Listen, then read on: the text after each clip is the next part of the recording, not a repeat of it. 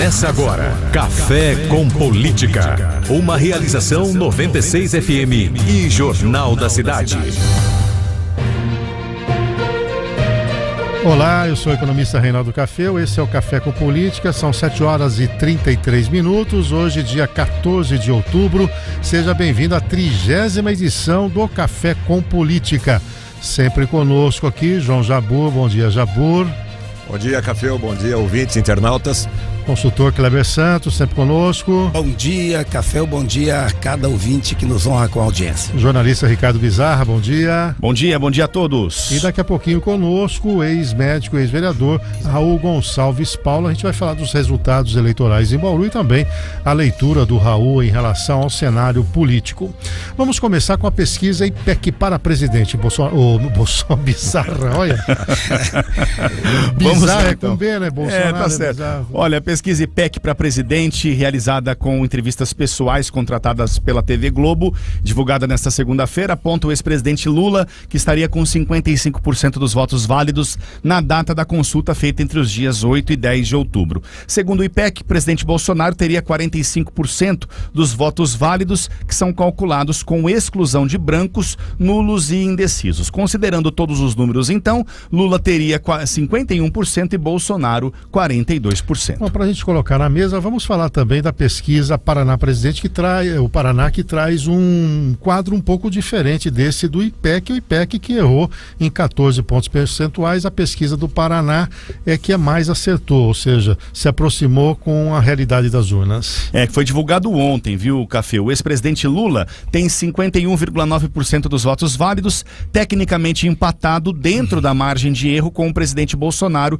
que tem 48,1%. Levando em conta os votos totais, Lula ficaria com 47,6% das intenções contra 44,1% de Bolsonaro. Lembrando, né, que os votos válidos são excluídos quando você tem. E quando fala que está dentro da margem de erro, a margem de erro é de 2,2, quer dizer que o Bolsonaro pode estar com 50,3 e o Lula 49 alguma coisa. E o contrário também é verdadeiro, o Lula pode eventualmente estar maior do que a diferença, chegou mesmo aqui. E temos uma da IPESP. Divulgada nesta terça-feira, e traz o ex-presidente Lula com 54% dos votos válidos, seguindo pelo presidente Jair Bolsonaro com 46%. Lembrando que, em termos absolutos, Lula teria 50% das intenções e Bolsonaro 43%. E tem uma para finalizar aqui, a pesquisa Atlas. Para mim essa é novidade. Vamos ver o que a Atlas traz. Ela foi contratada pela Intel e divulgada ontem. Em mostra, Lula com 52,4% das intenções de voto.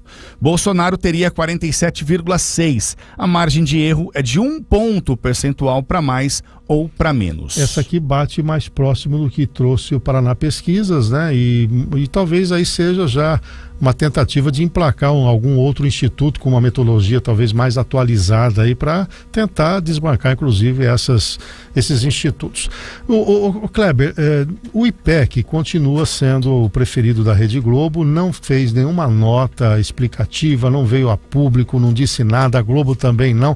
Você entende que quem vê as pesquisas do IPEC com tanto erro que aconteceu no primeiro turno acreditaria nesses resultados? Eu acredito que a maioria desconfia em relação ao Datafolha, IPEC, PESP, Quest. Esses institutos estão sob suspeita, portanto, estão com baixa credibilidade até que venham a público e convençam sobre o que causou os erros que cometeram no primeiro turno. Com relação ao Instituto Atlas, Cafeu, ele atua no México, na Argentina e nos Estados Unidos. E em pesquisa realizada, divulgada no dia 27 de setembro, 5 dias antes do primeiro turno das eleições, o Instituto Atlas mostrava que Lula tinha 48,3% das intenções de voto válidos, com margem de erro de 1%, e Lula 48,43%, e deu Bolsonaro com 41%, portanto, bateu em cima, em cima não, praticamente, porque deu Bolsonaro com 41% e o Bolsonaro obteve 43,2%. Então não está na margem, mais de 41 para 43, ou seja, a pequena diferença. Um ponto pequeno demais, né? É pouco. E o curioso do Instituto Atlas é o método. ele tem um método totalmente moderno, totalmente diferente de todos os outros, que eu tinha uma certa desconfiança desse método, mas ele vem batendo na Argentina, nos Estados Unidos, que é o método convites aleatórios respondidos por usuários da internet durante uma navegação. Eles utilizam a inteligência artificial, ela seleciona aleatoriamente e vem batendo. Então, assim, se realmente isso é um novo caminho de pesquisa dúvida, né? No mundo. Né? Aí nós temos que ver o resultado do segundo turno para ver se realmente é uma tendência. Mas ela surge aqui forte porque não era o Instituto da Evidência, né? Agora, o Jabbour, é evidente que pesquisa é pesquisa, mas a gente já consegue fazer uma leitura, né? A Simone Tebet está entrando de cabeça na campanha, ela não vai se limitar ao apoio, como foi o caso do PDT. O Ciro Gomes saiu aí do cenário. A Simone Tebet ontem, inclusive, disse que vai para o palanque, não obstante todas as contradições daquilo que ela colocou. E já gravou para o horário eleitoral. Gravou para o horário gratuito e tudo mais. Ela entra, inclusive, em regiões que o Lula tem um pouco mais de dificuldade na tentativa de puxar esse voto do centro. Mas pelo que está aqui na pesquisa, acho que esses votos da Simone, de alguma maneira, já foram diluídos, né? Ou absorvidos aí pelos candidatos. Se a gente considerar, vamos lá, a Atlas e a Paraná, que são as duas que mais se aproximaram do resultado do primeiro turno. Eu acho que sim, Caféu. Eu acho que os candidatos não têm mais onde buscar voto de ex-adversários. Eu acho que os votos agora estão sendo garimpados, né? Uma palavra bem apropriada, em nichos específicos ou regiões específicas, né? Essa é a grande luta e a gente percebe isso pela movimentação de Bolsonaro, de Lula, indo a Nordeste, indo a igrejas, indo o Lula na favela, enfim.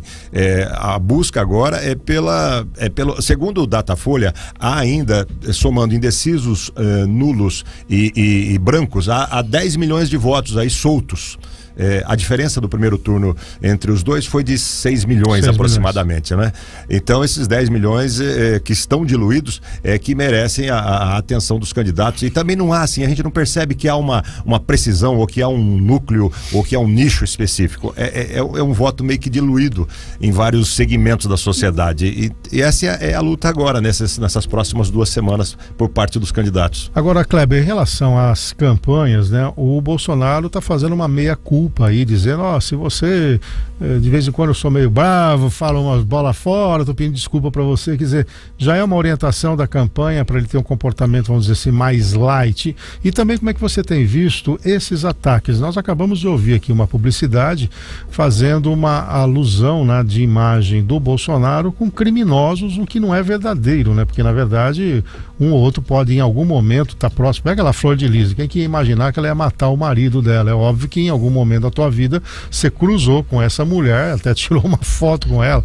Como é que você vai projetar que daqui 5 anos ela pode matar uma pessoa, né? Como é que você tem visto esses ataques? Faz parte mesmo desse jogo de narrativas para tentar desconstrução de nome? Tudo vale, hein? Vale tudo? Então, infelizmente, quando se tem uma polarização, Caféu, normalmente os candidatos procuram desqualificar aquele adversário para aumentar a rejeição, porque a margem é muito pequena e ao mesmo tempo leva também algumas propostas. No entanto, o que está acontecendo aí é que o Lula, ele está sendo orientado pela equipe de marketing de comunicação a atacar mais, inclusive está se preparando para o debate que vai acontecer já nesse sentido. Ele vai ser um pouco mais incisivo. Vai ser domingo na Band. Exatamente, né? Ele vai ser mais assim. Com relação ao Bolsonaro, ele escuta menos, então, mas a conversa no entorno dele, preparando ele para que ele seja mais light, essa é a dificuldade, para que ele mostre mais coisas que ele fez e que ele vai fazer. Agora, realmente, a propaganda eleitoral, ela sempre é assim num segundo turno, mas dessa vez eu entendo que está um pouco passando o limite. E temos aí uma questão do judiciário que a gente deve também discutir. Então, isso que está... Eu nunca tinha visto nenhuma eleição tantas decisões mais para um lado só, né? Quer dizer, o CAD, que é um órgão que tenta trabalhar, uma das funções dele é evitar conluio, o abuso do poder econômico, formação de cartel. Ele enxergou nos institutos de pesquisa essa possibilidade de um conluio, quer dizer, ou seja, o abuso do poder econômico entregando um produto, nesse caso um serviço, e que prestam de serviço, isso é papel dele. E ontem à noite o Alexandre de Moraes suspende essas investigações, quer dizer, é um ativismo muito forte e sem precedentes, né? O que eu entendo é que o Brasil está vivendo uma liberdade de expressão seletiva. Então, isso sim, ao meu ver, é um alto risco para a democracia. Quando a justiça passa a escolher o que o cidadão pode falar, acende um sinal amarelo, porque estamos a caminho de um regime, então, realmente totalitário. Isso sim é regime totalitário. Então, eu creio que o Tribunal Superior Eleitoral, que é uma extensão do STF, que são os mesmos, né, basicamente, e a participação do Moraes. O que a gente tem visto é, por exemplo, o argumento, não vamos investigar os institutos de pesquisa porque não existe uma causa para a investigação. O que é causa?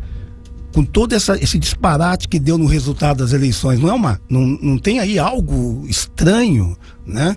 Então, a gente está e ali, como o CAD colocou, um cartel de pesquisas, né? Então teria que indícios de erros, né? O que o CAD colocou? Erros que não são casuísticos e sim intencionais. É abuso do poder econômico. Abuso do poder econômico. Então, e é uma das funções do CAD. Então, esse ativismo realmente do Supremo e do Tribunal Eleitoral preocupa muito, porque, por exemplo, foi tirado, né, tá uma sequência.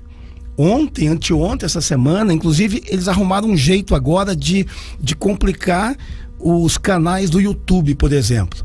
Eles estão tirando a monetização, estão tirando a propaganda, o dinheiro, foi proibido pagar, estão retendo o recurso dos canais do YouTube que são de direita. Está acontecendo isso toda hora, né? Inclusive com ações com 2 jornais, com a Jovem Pan São Paulo e também a Gazeta. A Gazeta está levando pancada atrás de pancada. Inclusive, o que a Gazeta fez? A Gazeta está recordando todos os atos de corrupção, Petrolão, tudo que aconteceu, ela não está podendo divulgar, porque o TSE tirou. Enquanto que, por exemplo, a questão do Marcola foi proibido, tirou da questão do Marcola. E é inclusive a alusão à Nicarágua também. Do Daniel Ortega, não pode. Veja bem, a Gazeta também está colocando em relação ao ditador Daniel Ortega da Nicarágua. Tem fotos, tem declarações do Lula. Não pode falar da amizade do Lula com Daniel Ortega. Não pode falar. E aí, meu caro Jabur, você que está nesse meio há tantos anos, né? Nunca antes na história desse país.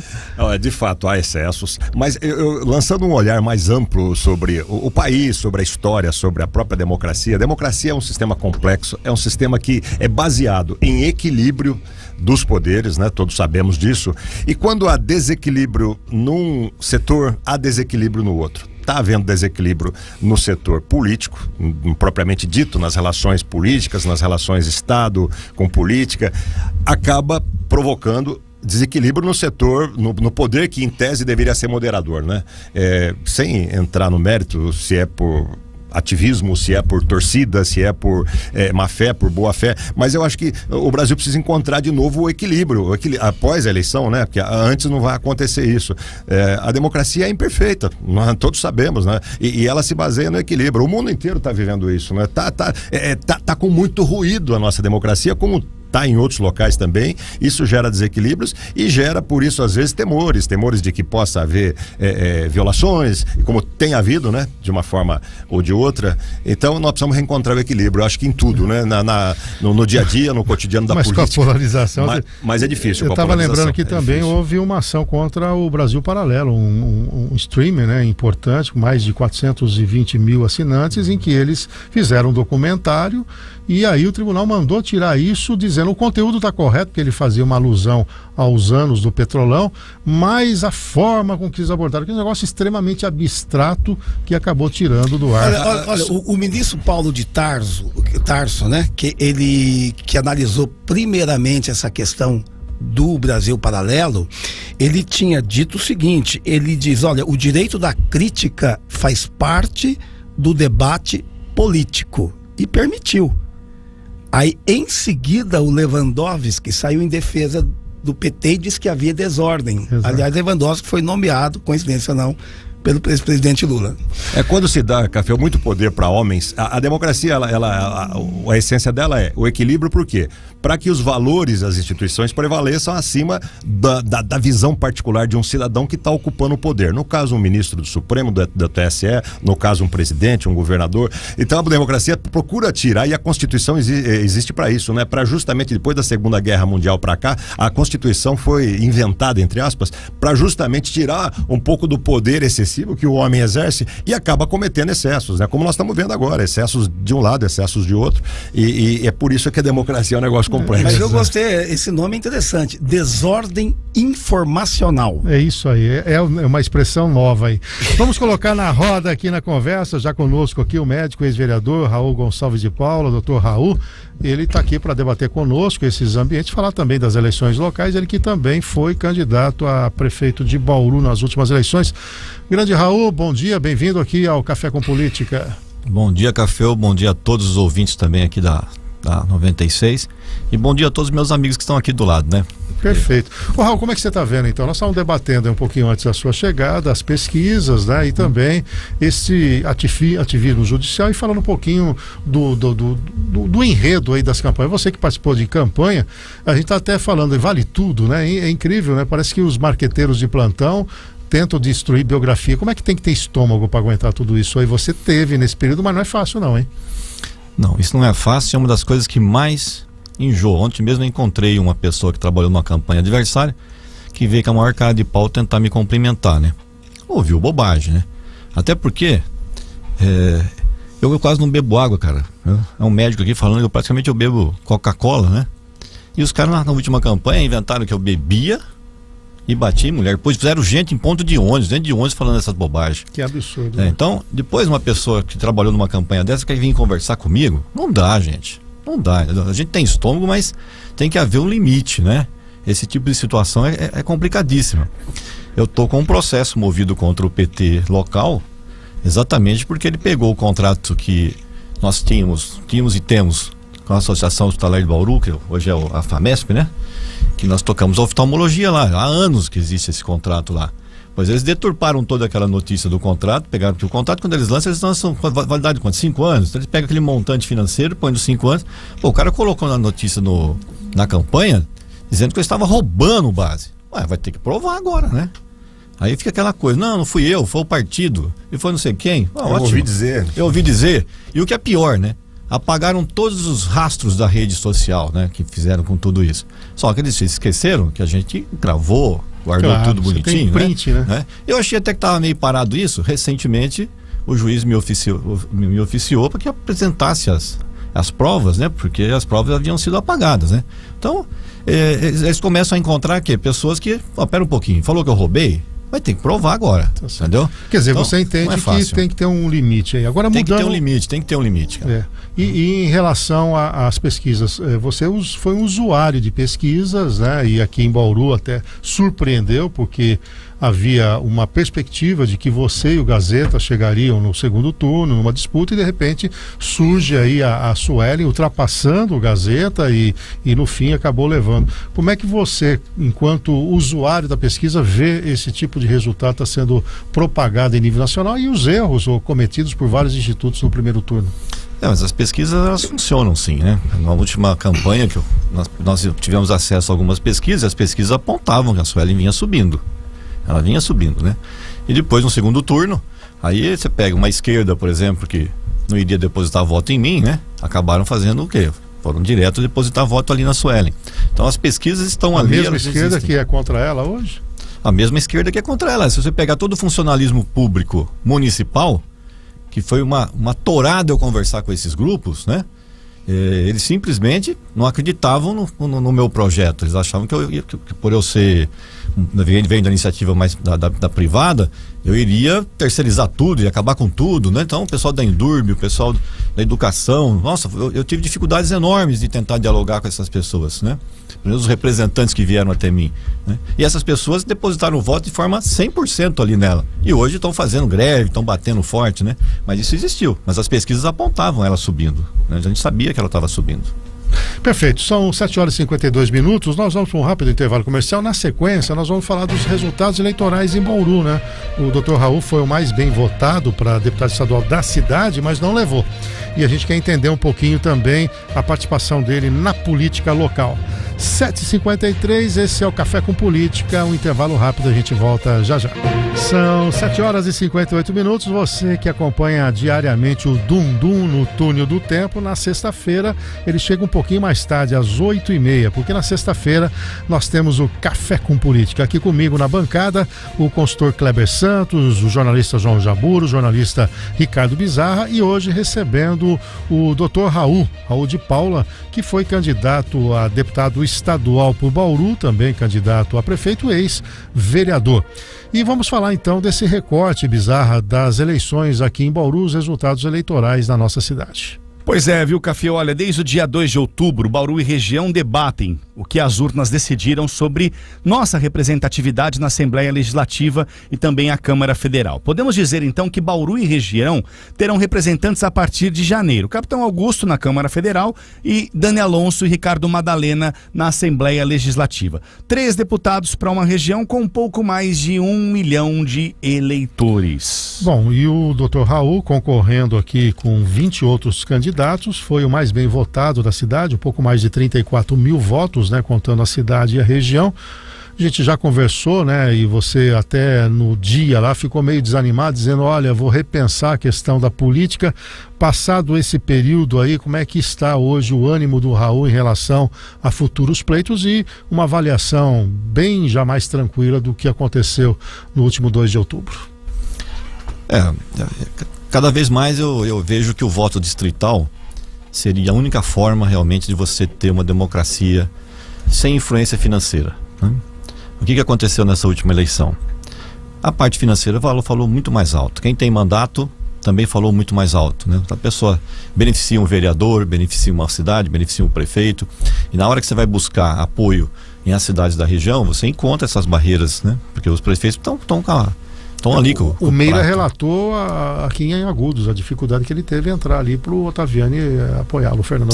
Sim, então o pessoal fica numa situação bastante diferente. Outra coisa que eu vi, né, e eu espero que a justiça bata forte nisso, foram assim, candidatos a deputados federais, eu ponho entre aspas, comprando o voto, né, porque eles fazem com que um outro indivíduo da cidade saia candidato a estadual para poder fazer uma dobradinha com ele, para que ele tenha ali 200, 300, 400, 500 votos, né? E eu vi assim, situações onde, né, não sei como é que vai ser provado uma coisa dessa, mas a pessoa deposita lá, por exemplo, 30 mil reais pro indivíduo, o indivíduo devolve para a pessoa 20 e fica com 10, entendeu? Então essas coisas passou pelo meu ouvido de monte. Então é complicadíssimo, né? Então eu fiz uma campanha com 200 mil reais do fundo eleitoral, enquanto que os candidatos por aí têm mais de 2 milhões de reais para poder fazer uma campanha. É muito difícil você fazer uma campanha com esse tipo de concorrência, né? Fica complicadíssimo. Outra coisa que eu fui num partido, né? Eu fiz conta, né? O partido falava, se você atingir 45 a 50 mil votos, você vai estar dentro. E aconteceu exatamente isso. O partido elegeu os deputados que chegaram nessa margem de voto, né? Precisava de pelo menos mais 9 mil a 10 mil votos aqui na cidade de Bauru para que a gente pudesse estar ali, né, com um representante a mais na Câmara Estadual. Isso não aconteceu. Eu acho que essa polarização Lula e Bolsonaro acabou assim, tem um grupo, né, de pessoas que são bolsonaristas, aqueles mais ferrenhos, né? Acreditam assim, que você tem que fazer a chapa fechadinha ali naquela coisa, só candidatos que estão ligados ao Bolsonaro. Você pega um monte de candidatos ligados ao Bolsonaro, tiveram, na deputado federal aqui, se você fizer a conta, foram 98 mil votos que saíram para esses candidatos.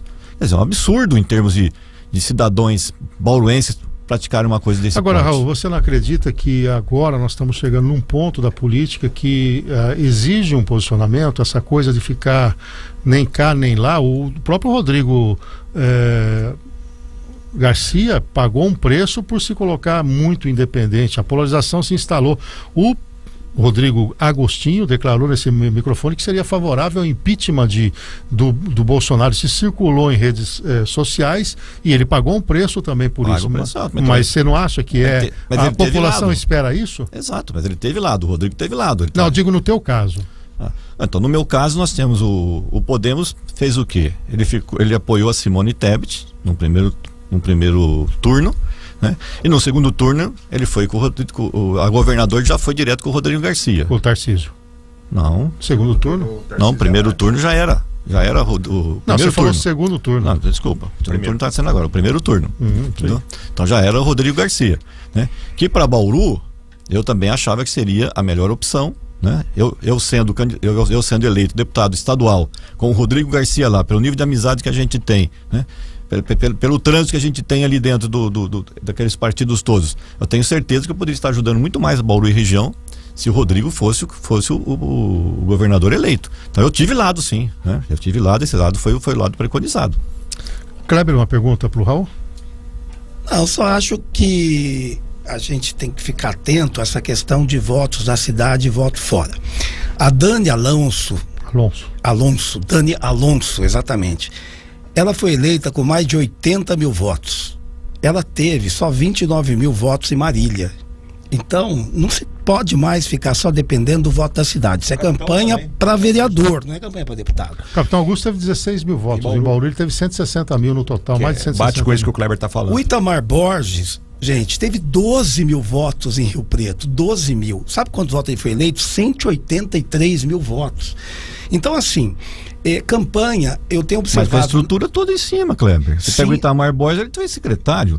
O Itamar, mas olha só... A concorrência é desleal com a gente. Raul, mas o Rodrigo teve 3 milhões e pouco de reais e não foi eleito. E não foi eleito. A Joyce Rafa é uma mesma coisa. Na verdade, é que tem que mudar o jeito de fazer campanha. Não pode mais ficar com campanha na véspera da eleição. É candidato, tem que... Olha, eu fui procurado anteontem por 3 candidatos já, 2 de Minas e um do Rio, que são candidatos a prefeito. Vão começar a trabalhar desde já. Não é fazer campanha desde já, não é entregar o seu candidato, é fazer um trabalho, é ter posicionamento, é ter marca. O candidato que não tem marca não vai se eleger. Tem que ter uma marca. Qual é a sua marca? O que eu defendo? Qual é a minha bandeira? Né? Qual o relacionamento que eu tenho? Porque assim, eu venho acompanhando, estudando bastante isso. Nas últimas 3 campanhas, principalmente nas últimas 2, os candidatos que desconectam com a população fora da campanha estão perdendo e perdendo mesmo. E os que estão conectados, os que estão sempre trabalhando junto aos eleitores, esses estão tendo sucesso. Sem contar que hoje tem que ter e esse posicionamento, por exemplo, o candidato mais votado do Brasil, que é aquele de Minas Gerais, o menino, cada voto dele custou 40 centavos. Ele não usou o dinheiro do fundo partidário. Não usou, entendeu? Então, assim, 1,5 milhão de votos. Dinheiro ele teve? Nenhum. Tá lá na pressão de conta dele, 40 centavos um voto. Veja quanto ganhou cada candidato de Bauru e divide quanto custou cada voto. Tem candidato aí que, meu Deus, não vou citar nome aqui, ganha uma grana danada, você vai ver o preço do voto dele, pelo amor de Deus, não tem condição, cara. Então não é só dinheiro, não é disputa de ter bastante candidato. A região de Rio Preto, Cafeu, e eu cito Rio Preto porque Rio Preto é um pouco maior que Bauru, mas tem muito a ver com a nossa cidade, elegeu 7. E aí vai na linha do que nós discutimos com o JC e repercutimos aqui no Diário no Cidade 360, que eu inclusive concedi entrevista, outros líderes empresariais também, que é a questão da liderança, né? E aí o debate político tem que ser permanente, né? Isso que o Kleber está trazendo, eu frequento o Rio Preto, lá a política é feita com gente que gosta daqueles que estão lá, que participam diariamente do debate. Inclusive, viu, Raul, até como reflexão, o Ronaldo Posto coincide com isso, ele fala aqui, você vai participar mais efetivamente dos debates diários da política. Por exemplo, nós tivemos uma processante, tivemos uma comissão especial, nós não vimos um posicionamento teu, e aí vai na linha com o que o Kleber está falando, né? A política, ninguém está aqui querendo ensinar o Pai Nosso ao vigário, afinal de contas você está nesse meio há muito tempo, mas a política é feita a construção cotidianamente. É uma questão de posicionamento. Veja só, eu disputei a prefeitura com a Suelen. Democraticamente, quem tem que fazer a retirada dela lá, se tiver alguma coisa errada, são os vereadores. Nós fizemos uma reunião com o vereador do Podemos, né? Houve a discussão de todo o processo. Você pode ver que o Bira fez o quê? Ele votou de acordo com aquilo que já discutimos de forma partidária. Qualquer posicionamento meu em relação a Suelen, por exemplo, ficaria parecendo uma dor de cotovelo. Foi a minha interpretação que eu tive, entendeu? Eu acho assim, você discutir a cidade, discutir projeto, discutir aquilo que a gente propôs a nível de campanha eleitoral, que não foi uma, já foram duas, né? E até hoje, eu discuti um monte de vezes as ligações entre bairros. Qual que é a dificuldade de fazer as ligações entre bairros agora com o cofre bombando da prefeitura? Então, se isso for interessante, né?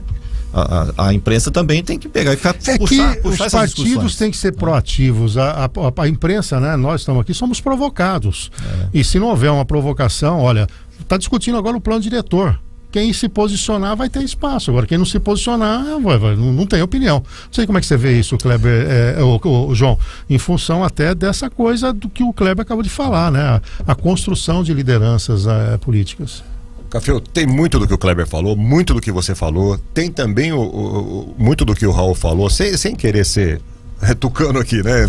Tá bem tucano hoje, hein? Hoje você tá bem tucano. Não, mas eu acho que tá bem a situação é tão complexa e a gente está tentando entender ainda, né? O Kleber está trazendo uma luz aqui interessante, já falou no jornal sobre isso outro dia, as lideranças empresariais ou das entidades empresariais também falaram domingo. Eu acho que o número de candidatos, ele tem influência, assim, porque faltaram 10 mil votos para ele ser eleito. Tem influência, mas não é o problema em si. O problema em si é o que você falou, um entendimento, a elevação do nível um pouco acima na discussão política da cidade, através das suas lideranças, das poucas que nós temos. O Raul é uma delas, mas são poucas, são escassas. E aí sim, se fazer mais presente, Raul, eu também concordo com isso, se fazer mais presente, interferir mais no cotidiano, no dia a dia, a gente também da imprensa, talvez, fazer algum tipo de autocrítica, de autoanálise e abrir mais espaço para uma discussão política. Mas as redes sociais... O Café com Política tem que continuar. Tem que continuar, né? Mas as redes sociais nasceram para isso. Também. Pega aí os youtubers que foram eleitos, esse menino mesmo lá o Jonatas, Jonatas é o nome dele? Esqueci o nome dele. Eu não lembro. 1,5 milhão. Mais votado do Brasil. Sem dinheiro, só com doações, ele foi marcando território. Qual é a dificuldade de você se posicionar diariamente nas redes sociais? Tem um canal, discutir com a cidade, com a região. Se colocar, isso não é apelo, não é criticar esse Nicolas. O Nicolas. Nicolas. Então, o mundo mudou. Olha, exatamente. Nós não podemos ser mais analógicos. Não podemos ser reativos. Exato. A uma proatividade hoje. Mas eu vivi pessoalmente uma situação, né, que eu acho que vocês também devem ter vivido. É assim, as pessoas ficaram desinteressadas da campanha de deputado até no finalzinho, na última semana, gente. Vocês não sabiam quem ia votar. Mas a questão não é ser candidato ou não. Aí, por exemplo, só para complementar uma coisa para você ter uma ideia. As pessoas estão confundindo a eleição de vereador com deputado. Sim. Entendeu? Então aconteceu muito isso. Então saiu 2, 3, 4 pessoas lá no bairro dele. Teve partido que soltou 3 candidatos para competir em cada bairro. Né? E as pessoas falam assim, eu vou votar em fulano que eu conheço ele. Entendeu? Quer dizer, aquela análise de saber se isso é importante para a cidade, se isso vai conseguir ter o voto, né? Do conjunto, e qual é o tanto de voto que aquele partido precisa para aquela pessoa fazer a ascensão, as pessoas não têm esse conceito. É que a disputa, Raul, a disputa sempre teve, sempre vai ter. Veja quantos candidatos a vereador tem em Bauru. Veja quantos. E aí eu vou dizer, não, perdi porque tem 400, 4 mil candidatos. Toda vez vai ter, não adianta. E com fundo eleitoral vai ser pior ainda. O que tem que ser feito é algo profissional. É profissional, não adianta, é profissional. Hoje, o Capitão Augusto é um profissional. É um profissional. Ele não era. Ele começou, perdeu a eleição, foi estudar, foi se preparar e se tornou um campeão de voto. E ajudou muito a Dani Alonso agora, a gente sabe muito bem disso. Ajudou demais. Mas ela teve, mas ele é um profissional. Eu conversei pessoalmente com o capitão Ele é um Augusto, profissional ele de me fez, marketing. inclusive, uma proposta né, de ascensão ao partido, um pouco antes da eleição. Que ele falou, a Dani vai ter apoio de todas as redes de materiais de construção, a nível do Estado. Então ela teve um nicho importante, por isso que ela teve bastante voto fora. Mas não é só isso. Essa é uma construção, Raul. Isso é uma construção. Sim. Tem que a rede dos oftalmos, a rede tudo mais, né? Mas bom, não pode ser na última hora. Agora, uma coisa importante, Café, que eu gostaria de colocar é o seguinte: para se ganhar uma eleição, qualquer candidato, qualquer político, isso é básico. É básico. Você tem o candidato, que é o mais importante de tudo. A mensagem e o meio para levar a mensagem. Primeira coisa é o candidato. Então, assim, você que é médico, Raul, sabe que qualquer um tem que primeiro fazer uma radiografia do paciente para entender, uma tomografia, o que seja, para entender o que é aquele paciente. Então, a primeira coisa que o candidato tem que fazer, e eu estou dizendo isso de uma maneira geral, tá? Estou dizendo para qualquer candidato. Tem muita gente que está nos ouvindo, que quer ser candidato. Eu já vou te dar uma dica de ouro. Primeira coisa, faça um diagnóstico de você. Vê as suas deficiências, vê como é que é a tua empatia junto à população, veja se a tua mensagem é clara. Primeiro tem que fazer essa reciclagem. Vamos fazer o seguinte, pessoal. Você falou 3 pontos. Vamos ficar com esse primeiro, eu vou para um rápido intervalo, você volta nesse tema, porque nós estamos com o horário explodindo, com o horário gratuito, a gente tem que veicular as mensagens dos partidos, não tem como driblar isso por conta da legislação. 8h13, a gente volta já. Vamos continuar esse assunto, tá gostoso. Vamos lá. São 8h19, precisamos transmitir um intervalo aqui, porque o debate continuou, né? Mas esse é o Café com Política. Daqui a pouquinho, às 8h30, você encontra aqui o Dundum no Túnel do Tempo. Eu te cortei, meu caro Kleber, você estava fazendo um raciocínio sobre a questão, né, dos candidatos, o que ele tem que trabalhar. Queria que você concluísse esse tema para a gente falar um pouquinho mais. E você bem objetivo, viu, eu espero que sim. Então, número 1, estudar a viabilidade da candidatura antes que seja lançada. Rejeição, aceitação, se é possível a rejeição de correção ou não, porque tem rejeição que é possível corrigir, né? Então, às vezes, o candidato bate sempre num teto, porque tá ali, a imagem dele vai até ali, depois disso ele não vai mais, então ele tem que corrigir, isso tem tempo. A mensagem, que tem que ter a ver com aquele momento político e também tem a ver com ele, com a história dele, não é discurso, mensagem é tudo, é o que fala, é o gesto, é o que defende, é o posicionamento, é a motivação da candidatura.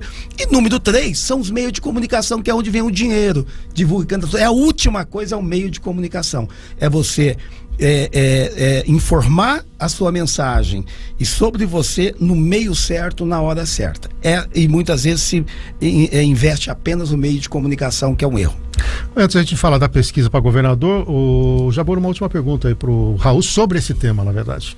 Sim, eu queria já projetar, porque o café tem sido pioneiro ao longo desse ano em lançar temas, em discutir coisas que depois se confirmaram, algumas talvez não, mas a eleição municipal já começou, e é sempre assim, né? Acaba uma eleição, começa a outra. Nós temos nomes aqui que se destacaram, né? Você é um deles, o Rodrigo, apesar de ter perdido, é um nome que pode se colocar para a eleição, Meira, a própria Lúcia Rosim, mais um ou outro aí, o Caio talvez. Eu queria que você, com a sua experiência de já 2 eleições municipais, né, nos dissesse o que é que você prevê, como é que vai ser essa discussão. Prefeita está aí, pode ser candidata à reeleição, à luz dessa base, né, da prefeita que pode ser candidata à reeleição. Como é que você vê daqui para frente esse processo? Não posso esconder, né? Porque eu participei de 2 eleições de prefeito, é sinal que eu tenho vontade de ser prefeito da cidade de Bauru, né? Que seria uma honra muito grande de eu ter nascido aqui e pudesse estar dirigindo a cidade. Fico muito triste disputando 2 eleições com os projetos que foram projetados a nível de toda a mídia, tá tudo aí, tá acesso, impresso os nossos projetos, e você vê que a cidade não caminha, né? As pessoas podiam pelo menos copiar alguma coisa, tá fácil, tá ali, fácil de pegar, tocar, né? Como é que você me gasta 38 milhões de reais em imóveis, alguns deles desabando, e você não consegue criar uma vaga de escola? Como é que você pode... Lá no projeto tinha lá, ó, inclusive eu sentei com o Meira, essa ideia nasceu ali de uma discussão, eu e o Meira junto, onde a gente mostrou que, ó, nós podemos copiar aqui aquilo que foi feito em São Paulo, né, que foi os os céus lá da Marta Suplicy, que veio do Brizola, lá no Rio de Janeiro. Aí eu peguei e fui ler aquilo, falei, pô, Mira, isso aqui é um negócio fantástico, vamos colocar um desse aqui ali perto do Fortunato, perto da favela do Piquete ali. Seria fantástico ver aquelas crianças entrando 7 horas da manhã na escola e saindo 7 horas da noite, né? Você desenvolvendo todas as habilidades daquelas crianças nas mais diferentes áreas do ensino. Então, sabe qual era o valor desse projeto, Cafeu? 33 milhões de reais. Aquilo estava acabando de sendo construído em São Paulo. Então, com dinheiro desse, daria muito bem para fazer um projeto desse porte. E aí sim você estaria combatendo, né, as desigualdades sociais, porque essas crianças vão crescer, vão estudar, vão estar numa situação diferente. Se vocês não tiverem oportunidade, dá uma passadinha ali na favela do Piquete, dá uma olhada naquilo. Tá aqui, tá debaixo do nosso nariz e a gente não faz absolutamente nada para que isso mude de situação. Então, não escondo que a minha vontade de ser prefeito é uma vontade nata, tá dentro da gente, né? Você já deu uma dica aí, o Meira pode estar junto, você, Claro, Meira e Raul. Por que não, né? Por que não? O Carlos Alberto que diz que isentão não ganha nada. Essa é a opinião dele, tá? Não, mas tá certo, né? Você tem que ser o seu lado e as pessoas vão votar em cima da sua proposta. É o que está acontecendo hoje, né? A direita tá de um lado, a esquerda tá do outro e polarizou isso de uma forma brutal, né? E ganhe quem ganhar, vai ficar super dividido, né? O país inteiro vai ficar super dividido. E aqui em Bauru, o que a gente tem que ver é assim, sem você ter um projeto para a cidade, sem você fazer grandes investimentos, sem você atuar nas mais diferentes áreas para fazer com que as pessoas possam investir na cidade, não tem jeito, gente. Eu, por exemplo, sou um investidor na cidade. Tenta montar alguma empresa aqui na cidade. Tudo tá esbarrando uma parte que, desde que eu estava de vereador, essas discussões existem de plano diretor, plano disso, plano daquilo, mas não sai do papel, CEPLAN. Ó, aqui mesmo na Comendador da Silva Marta tem uma loja que foi construída aqui, de imóveis, está lá, né? E não tem alvará para abrir. Se esse cara entrar com processo contra a prefeitura, vai ganhar. Perfeito. Bom, nós temos um minutinho por conta aí do próximo intervalo e já chega do Dundum. Rapidão, o Bizarro, dá um resuminho aqui da pesquisa IPEC. Dá tempo ou não? Posso falar aqui? Bom, para São Paulo, 53% dos votos válidos para o Tarcísio e 47% para o Haddad. Kleber, uma rápida avaliação em São Paulo. Muito bem, eu creio que o Tarcísio continua forte e com grande chance de vencer essa eleição, principalmente em função do interior de São Paulo, que dificilmente vota PT. A grande incógnita agora do Tarcísio é quanto ao Rodrigo Garcia, que tem casa na Flórida, está nos Estados Unidos, viajou com a família. Ele estava achando que ele ia ajudar, conversando com os prefeitos do interior de São Paulo, mas está dando uma descida que foi para Paris. Mas não acredito não, acho que o Rodrigo vai ajudar sim. Ele pode voltar, mobilizar prefeitos em favor do Tarcísio. Um quadro previsível, né, Jabur, para o segundo turno, né? A consolidação do Tarcísio e, obviamente, agora a tentativa do PT e do Haddad da desconstrução para poder chegar lá. Já colocou uma norma para a gente atuar, entendeu? Em favor do Tarcísio.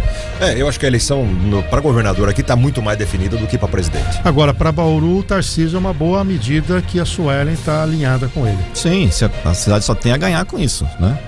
Por mais que eu possa ser candidato daqui a 2 anos, é importante que a cidade esteja alinhada com o governador para que nós não soframos o que a gente vem sofrendo. Até para você receber uma cidade melhor. É claro, é exatamente isso. A gente tem que pensar como bauruense, né? Como munícipe. Não né? Quanto pior, melhor, né? Exatamente. 8h26, Kleber, até a semana que vem. Até a semana que vem, Café. Foi uma alegria estar aqui com você que nos acompanhou. Muito obrigado e um ótimo final de semana. 3 segundos, Jabur. Até a semana que vem. Raul, obrigado pela presença. Um abraço para todos. Bizarra. Muito bem, fechamos aqui mais uma edição do Café com Política. Obrigado a você pela audiência. A gente volta na segunda-feira com mais uma edição do Cidade 360 a partir das 6 horas da manhã. Obrigado pela audiência. Até segunda-feira. Tchau, tchau.